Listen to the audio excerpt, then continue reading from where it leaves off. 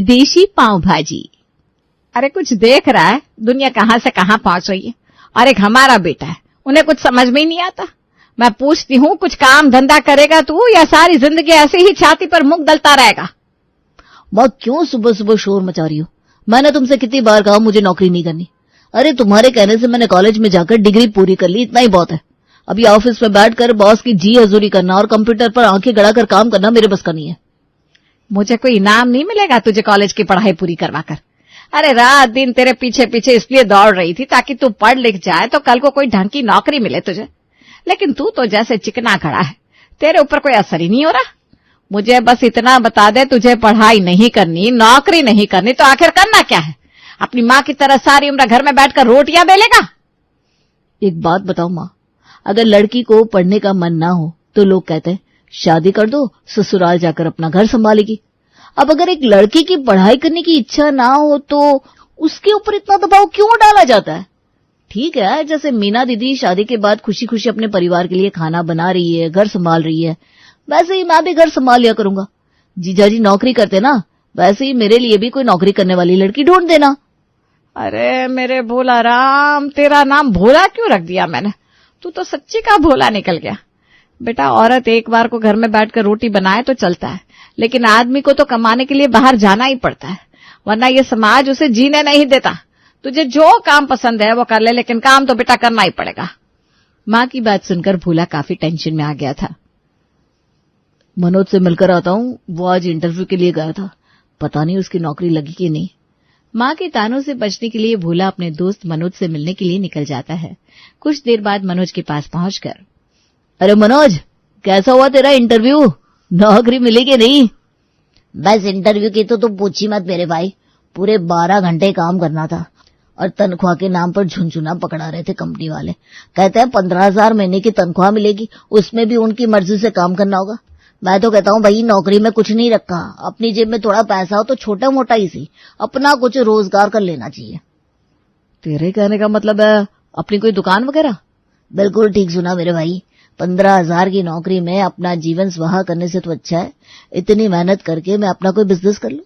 10 साल बाद कहां से कहां पहुंच जाऊंगा, और ये नौकरी क्या देगी मुझे? 15,000 में ठीक से घर भी नहीं चलेगा। मनोज तो पढ़ाई में भी कितना अच्छा था, अब उसे 15,000 की नौकरी मिल रही है तो मुझे तो कोई 5,000 भी नहीं देगा। इतने कम पैसे में नौकरी करने से तो अच्छा है कि मैं अपना ही कोई काम खोल दूं। भोला अपना रोजगार खोलने के बारे में सोच रहा था, तभी उसकी बहन का फोन उसके पास आता है। भोला कैसा है तू? तेरी नौकरी का क्या हुआ? क्या तू भी नौकरी कर रही है? और कोई बात नहीं है क्या करने को? अच्छा चल छोड़ ये सब, कल मैं और तेरे जीजाजी आ रहे हैं। तो ऐसा करना, अपने हाथ की पाव भाजी बनाकर खिलाना उनको। वो तो तेरे हाथ की पाव भाजी की बहुत तारीफ करते हैं, कहते हैं मेरे हाथ में वो स्वाद नहीं जो भोला के हाथ में है। अच्छा ठीक है दीदी, अगर जीजाजी को मेरी पाव भाजी इतनी पसंद है तो मैं जरूर बनाऊंगा उनके लिए। अगले दिन सवेरे ही भोला खुशी खुशी रसोई में जाकर पाव भाजी बनाने की तैयारी करने लगता है। कुछ देर बाद भोला की बहन अपने पति के साथ अपने मायके पहुंचती है। चाय नाश्ते के बाद भोला अपने हाथों से बनी पाव भाजी लाकर सर्व करता है। वाह साले साहब वाह, आपके हाथ के पाव भाजी के आगे तो बड़े बड़े रेस्टोरेंट भी फेल है, मजा आ गया। अच्छा अपनी रेसिपी तो बताओ। जीजाजी रेसिपी तो मेरा सीक्रेट है जो आज तक मैंने किसी को नहीं बताई, इसलिए प्लीज मुझसे ये मत पूछिएगा। हाँ, आप जब चाहो जब मन करे यहाँ आकर मेरे हाथ की पाव भाजी खा सकते हो। तुम तो ऐसा सीक्रेट छुपा रहे हो जैसे अपना पाव भाजी का होटल खोलने वाले हो।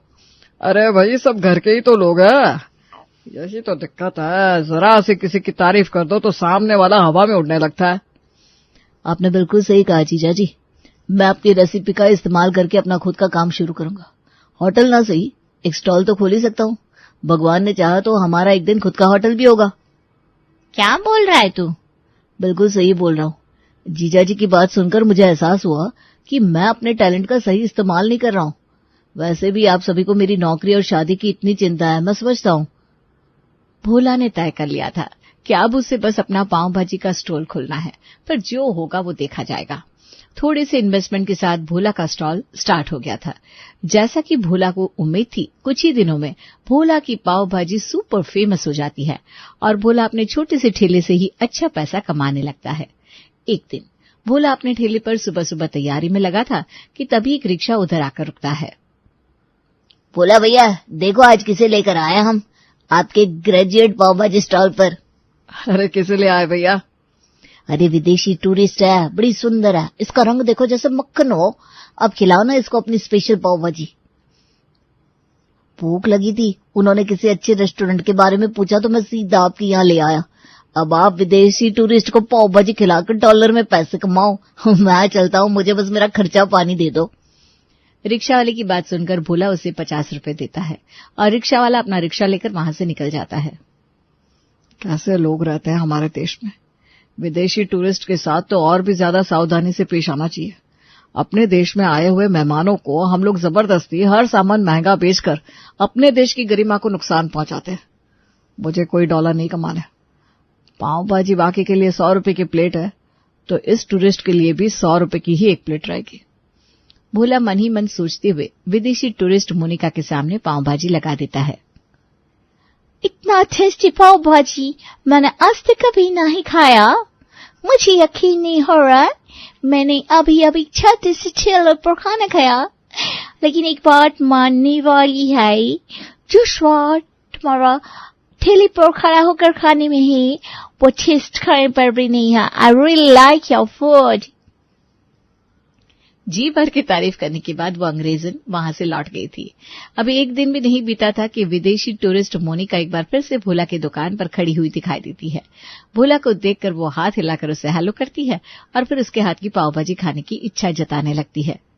आज भी भोला ने मोनिका को अपने हाथ की बनी हुई स्पेशल पाव भाजी खिला दी थी, लेकिन मोनिका को भोला इतना पसंद आ गया था कि अब वो रोज भोला से मिलने के बहाने ढूंढने लगी थी।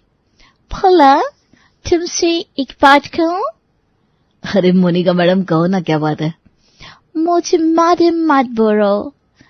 दरअसल तुम्हारी पाव भाजी लाजवाब है, लेकिन तुम अपनी पाव भाजी से भी ज्यादा लाजवाब इंसान हो। मैं यहाँ हर रोज तुम्हारी पाव भाजी खाने नहीं आती, बल्कि तुमसे मिलने बातें करने के लिए आती हूँ। तुम मुझे बहुत अच्छा लगते हो। तुमको मैं कैसा लगती, सच सच बताओ। देखो मोनिका जी, मैं बड़ा सीधा साधा गांव का लड़का हूँ। मुझे ज्यादा चालाकियां करनी तो आती नहीं। वैसे तो मुझ में ऐसी कोई बात नहीं कि कोई लड़की मेरे साथ समय बिताना चाहे, लेकिन फिर भी अगर मेरे परिवार से मिलने के बाद वो लोग हाँ बोलेंगे तभी मैं तुमसे शादी कर पाऊंगा, वरना ये रिश्ता वहीं पर खत्म हो गया, ऐसा समझ लेना। तो ओके, कल मैं तुम्हारे घर आती हूँ। पहले तुम मुझे पेरेंट्स से मिलवा दो, इसके बाद मेरे साथ चलना। मैं भी तुम्हें अपने पेरेंट्स से मिलवाऊंगी। वैसे भी अगले महीने मुझे अपने देश लौटना है, मेरा वीजा खत्म हो रहा है। लेकिन मोनिका जी, अगर आप अपने देश चली जाएंगी तो फिर मेरा क्या होगा? अभी तो थोड़ी देर पहले आप मुझसे शादी के बारे में बात कर रही थी। देखो भोला, तुम यहाँ पर एक छोटा सा स्टॉल चलाती हो। तुम बहुत टैलेंटेड हो। तुम्हारे हाथों में गजब का स्वाद है। अगर तुम शादी करके मेरे साथ अमेरिका चलने के लिए तैयार हो जाओ, तुम्हारा फ्यूचर बहुत ब्राइट हो जाएगा, उज्जवल हो जाएगा। मोनिका जी, बात तो आपकी ठीक है। हमेशा औरत ही अपना सब कुछ छोड़कर लड़के के यहाँ क्यों जाए? अगर स्थिति ऐसी है कि लड़के को शादी के बाद लड़की के यहाँ रहना भी पड़ जाए तो उसमें कुछ बुराई नहीं है। ओह भोला, यू वेरी स्वीट। कितनी इजीली सारे प्रॉब्लम का सॉल्यूशन दे दिया तुमने। मोनिका अपने होटल की तरफ निकल गई। बड़े मूर्ख होता है ये इंडियन लड़की। विदेश जाने का लालच देकर इनसे कुछ भी करवाया जा सकता है। भोला को ऐसा लग रहा है कि विदेश में जाकर राजाओं की जिंदगी जिएगा। मैंने तो भोला प्रसाद के लिए कुछ और ही सेटअप बनाया है। एक बार इस भोला को मेरे साथ अमेरिका ले जाऊं, उसके बाद दिखाऊंगी कैसे ये पूरा दिन मजे करता है। मॉम, डैड, आप लोगों को बहुत टेंशन था कि मैं क्या काम करने वाली हूँ, तो मैं आप लोगों को बता देती हूँ। बहुत जल्दी मैं अमेरिका में पाव भाजी का स्टॉल खोलूंगी। तुम्हारा दिमाग तो खराब नहीं हो गया? अमेरिका में पाव भाजी कौन खाएगा? ये इंडिया का देशी खाना है। वही तो डैड, कुछ नहीं होगा तभी तो चलेगा। वो सारा टेंशन आप छोड़ दो। मेरे पास पाव भाजी बनाने वाला ऐसा कारीगर है जो एक बार हमारी दुकान पर पाव भाजी खाएगा, हर रोज हमारे यहाँ आकर पाव भाजी खाने से खुद को रोक नहीं पाएगा। लेकिन बेटा, ऐसा कारीगर तेरे साथ अमेरिका जाने के लिए तैयार हो जाएगा, उसका पासपोर्ट वीजा कहाँ से लाएगी? No tension, Papa. I have done all the settings.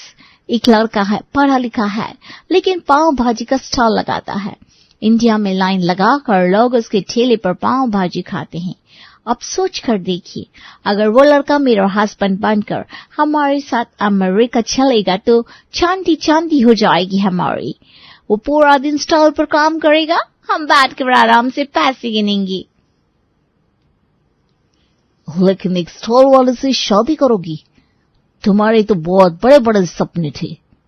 Oh come on dad, आप कुछ समझते नहीं। सब कुछ खुलकर बताना पड़ेगा आपको। मुझे कोई प्यार व्यार नहीं हुआ उससे। मैं बस उसके साथ प्यार का ड्रामा कर रही हूँ ताकि वो मेरी बातों के जाल में उलझकर हमारे साथ अमेरिका जाने के लिए, सेटल होने के लिए रेडी हो जाए। वहां जाकर उसे हम एक नौकर की तरह रखेंगे जो बिना पगार के हमारे लिए रोज पाव भाजी बनाकर बेचेगा और हम लोग उसके पैसों पर ऐश करेंगे। मैं कोई इस पाव भाजी वाले की वाइफ बनकर नहीं रहूंगी। ये तो सिर्फ दुनिया को दिखाने के लिए रिलेशन होगा। मैं अपनी जिंदगी खुलकर जीने वाली हूँ। मोनिका ने भोला की मासूमियत और भोलेपन का फायदा उठाकर उसे अपने प्यार के जाल में फंसा लिया था और उसे अपने साथ अमेरिका चलने के लिए राजी भी कर लिया था। एक तरफ भोला मोनिका के प्यार के समंदर में गोते लगा रहा था, तो वहीं दूसरी ओर मोनिका एक चालाक लोमड़ी की तरह शिकार के फंसने का इंतजार कर रही थी। अगले दिन सुबह मोनिका के रूम में फूलों का एक गुलदस्ता पहुंचता है। मैडम, ये फूलों का गुलदस्ता आपके लिए है। मेरे लिए? ये फूल कौन ठीक कर गया? मैडम, भोलाराम सर ने ये फूल आपके लिए भिजवाए हैं। भोला के फूलों को देखकर मोनिका के चेहरे पर एक मुस्कान आ जाती है। मानना पड़ेगा, भोला का दिल बहुत साफ है। कितना स्पेशल फील करा रहा है मुझे। तभी मोनिका के फोन पर भोला का फोन आता है। हेलो भोला, थैंक यू इतने सुंदर फूल के लिए। वो फूल तो इसलिए थे क्योंकि आज हमारे जीवन की एक नई शुरुआत होने जा रही है। जल्दी से तैयार होकर आ जाओ, आज तुम्हें अपने मम्मी पापा से मिलवाना है। Okay okay, I am coming. कुछ देर बाद मोनिका तैयार होकर भोला के पेरेंट्स से मिलने के लिए पहुंच गई। मोनिका से मिलने के बाद, बेटा हम तो यही चाहते थे कि तू कोई छोटी मोटी नौकरी करे, 4 पैसे कमाए, ताकि कल को तेरी शादी हो तो अपने परिवार का खर्चा उठा सके। लेकिन तू एक फिरंगी लड़की के साथ शादी करके देश छोड़कर चला जाएगा, ये तो मैं कभी सपने में भी नहीं सोच सकती थी। देख ले बेटा, सोच समझ कर फैसला लेना। हम तुम्हारे रास्ते में तो नहीं आना चाहते, लेकिन फिर भी एक बात का ख्याल रखना, बहुत सीधे साधे हो तुम। कहीं ऐसा ना हो कि तुम्हारी मासूमियत को देखकर कोई फायदा उठा ले तुम्हारा, और फिर बाहर तुम्हें हर कदम पर सावधान करने वाले तुम्हारे माता पिता भी नहीं होंगे। मुझे पता है माँ, तुम मेरी कितनी चिंता करती हो, लेकिन मेरा यकीन करो, मोनिका मुझे बहुत प्यार करती है। वो भी तो मेरा भला ही चाहती है ना। ये तो तुम जानती हो कि विदेश में जाकर कमाने के लिए लोग मरे जा रहे हैं, किसी को मौका तक नहीं मिलता। और एक मोनिका है जो मेरे जैसे एक छोटे से पाव भाजी का ठेला लगाने वाले लड़के के साथ शादी करके अपना जीवन बिताना चाहती है। ठीक है बेटा, अगर तुझे यही ठीक लगता है तो यही सही। और फिर तू हमारा बेटा है, तेरी पसंद को सम्मान देना हमारा भी तो फर्ज है ना। मोनिका बेटा, ये कंगन पहन लो, इसे हमारी तरफ से शगुन समझना। ओह, ये बहुत महंगे लग रहे हैं, ये प्लीज अपने पास रखिए, मुझे मत दीजिए। देखो बेटा, महंगे तो ये है, लेकिन उससे भी ज्यादा इन कंगनों में मेरा प्यार है, ऐसा समझ लेना। 30 साल पहले यह कंगन मुझे मेरी सास ने पहनाए थे। आज तक इस खानदान की परंपरा समझकर इन्हें अपनी कलाई से मैंने अलग नहीं होने दिया, लेकिन आज तुझे दे रही हूँ। उम्मीद है तू भी इनका उतना ही सम्मान करेगी जितना मैंने किया। भोला की माँ की बात सुनकर मोनिका थोड़ी परेशान सी हो गई।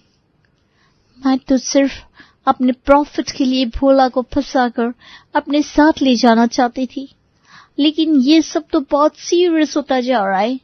भोला के पेरेंट्स को कितना उम्मीद है भोला और उसके होने वाली पत्नी से। Am I doing something wrong? भोला के माँ बाप से मिलने के बाद मोनिका थोड़ी कंफ्यूज सी नजर आ रही थी। मोनिका जी, क्या बात है? जब से आप मेरे मम्मी पापा से मिली हैं, आप खुश नजर नहीं आ रही। आपको उनसे मिलकर अच्छा नहीं लगा क्या? No, ऐसी बात नहीं है भोला। तुम्हारे पेरेंट्स बहुत प्यारे हैं। कितना विश्वास कर लिया उन्होंने मुझ पर एक बार मिलकर। अपने खानदान का निशानी तक मुझे सौंप किया। मैं बस ये सोचकर परेशान हूँ, क्या वाकई मैं इस तोहफे के लायक हूँ मैं? अरे ऐसी बातें क्यों कर रही आप? मैंने आपसे अपने प्यार का इजहार नहीं किया, लेकिन मन ही मन न जाने कब से मैं भी आपको पसंद करता था। आपका रोज रोज मेरे ठेले पर आकर पाव भाजी खाना और जी भरकर मेरी पाव भाजी की तारीफ करना उसके बिना तो मेरा दिन शुरू ही नहीं होता था। मैं तो ये सोच सोचकर एक्साइटेड हो रहा हूं कि कुछ दिनों बाद हम दोनों हमेशा के लिए एक होने वाले हैं। मेरा हर दिन आपका चेहरा देखकर शुरू होगा मोनिका जी। अब आपकी कोई अधूरी इच्छा हो तो आप मुझे बता दीजिए, मैं अपनी पूरी जान लगा दूंगा, लेकिन आपके हर अधूरे सपने को पूरा जरूर करूंगा। दिन गुजरते जा रहे थे। मोनिका और भोला हर रोज मिलते। मोनिका चुपचाप सी रहती और भोला मोनिका को स्पेशल फील कराने का कोई भी मौका हाथ से न जाने देता। कभी उसके लिए फूल लाता, कभी कांच की चूड़ियां, कभी लाल बिंदिया। दूसरी ओर भोला की मां भी मन ही मन मोनिका को अपनी बहू मान चुकी थी। मोनिका के जन्मदिन के दिन, मोनिका बेटा, अब तो बस कुछ ही दिनों में तुम दोनों अमेरिका के लिए निकल जाओगे, फिर उसके बाद पता नहीं कब लौट कर आओगे। कभी तुमसे मिल भी पाऊंगी या नहीं। मेरी तरफ से ये लाल साड़ी तुम्हारे लिए। भोला तुम्हें बता देगा, हमारे यहाँ के कुछ खास व्रत और त्योहार होते हैं ना, जब भी कोई पूजा होगी तुम यही साड़ी पहनना। मेरा आशीर्वाद हमेशा तुम्हारे साथ रहेगा। हमेशा खुश रहना बेटा। भोला की माँ की बात सुनने के बाद मोनिका की आंखों से आंसू निकल जाते हैं। मैं आपके प्यार और आशीर्वाद का लायक नहीं हूँ माँ जी। मत दीजिए मुझे इतना आशीर्वाद। मैं आपका बेटा आपसे छीन कर ले जा रही हूँ और आप मुझे दिन रात आशीष दे रही है। मुझे माफ कर दो भोला। मैं तुम्हारे प्रेम के लायक नहीं हूँ। तुम्हारे जैसे खरा सोना पाने की हाशियत नहीं है मेरी।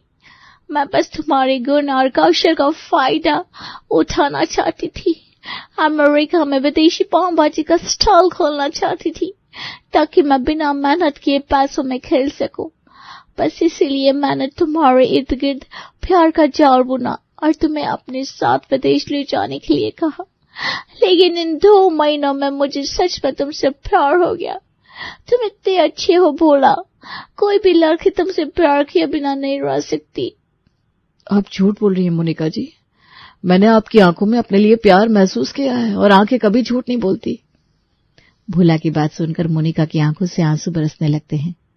मत करो ऐसी बात है भोला, जाने दो मुझे। मैं तुम्हारे प्यार के लायक नहीं हो। नहीं मोनिका जी, गलतियां तो सबसे होती है और मैं आपकी गलतियों को नजरअंदाज करने के लिए भी तैयार हूं। बस आप ये बताइए, क्या आप अभी भी मुझसे प्यार करती हैं? मुझे कोई फर्क नहीं पड़ता कि आप पहले मेरे बारे में क्या सोचती थी। Yes yes Bhola, I love you so much. मैं तुमसे बहुत प्यार करती हूँ। अगर तुम्हें एतराज न हो तो हमारी शादी उसी मुहूर्त पर होगी जिस पर पहले होने वाली थी। हाँ, बस एक छोटा सा चेंज तुम्हें अपने जीवन में लाना होगा। अब तुम्हारे स्टॉल का नाम भोला पाव भाजी नहीं, विदेशी पाव भाजी होगा और तुम्हारे स्टॉल पर तुम्हारे साथ साथ मैं भी हाथ बचाऊंगी। मैं कुछ समझा नहीं। मेरे भोला प्रसाद, इसका मतलब ये, हम अमेरिका नहीं जा रहे हैं, बल्कि मैं तुम्हारे साथ इंडिया में रुक रही हूँ। तुम्हारा स्टॉल तो पहले से ही सुपरहिट है, मगर इसमें थोड़ा सा विदेशी तड़का लगाने की जरूरत है और वो तड़का अब तुम्हारे जीवन में आ चुका है। मोनिका की बात सुनकर भोला और उसकी मां हंसने लगते हैं। जल्दी ही भोला और मोनिका की शादी हो जाती है और फिर वो दोनों मिलकर उनका विदेशी पाव भाजी कॉर्नर चलाने लगते हैं। कहते हैं ना, प्यार में बड़ी ताकत होती है। भोला के प्यार में बंद कर मोनिका हमेशा के लिए इंडिया की होकर रह जाती है।